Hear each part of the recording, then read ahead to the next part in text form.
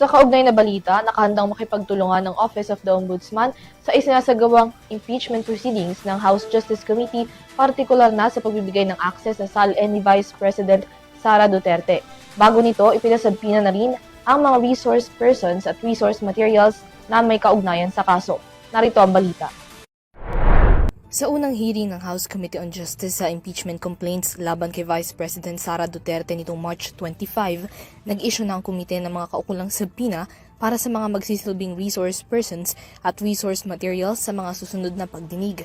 Kabilang na dyan ang inisyo nitong subpoena duces tecum sa Office of the Ombudsman upang bigyan ng komite ng kopya ng Statement of Assets, Liabilities and Net Worth o SALN ni Duterte.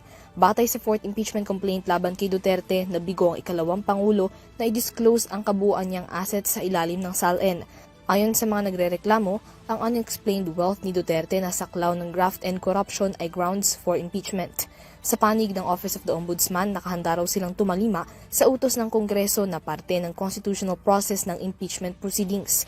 Alinsunod sa subpoena, hinihiling ng Kongreso ang SALN ni Duterte mula 2022 hanggang 2025, 2007 hanggang 2013 at 2016 hanggang 2022 o mula sa panunungkulan niya sa Davao hanggang sa pagka-Vice-Presidente. Ayon kay Assistant Ombudsman Miko Clavano, alinsunod sa memorandum na inilabas ng ahensya, kahit sinong individual ay maaari nang humiling na ma-access ang SALN ng mga public officials, lalo na kung may subpoena pa. Hindi lang daw para kay VP Sara kundi maging sa lahat ng mga pampublikong opisyal ng pamahalaan.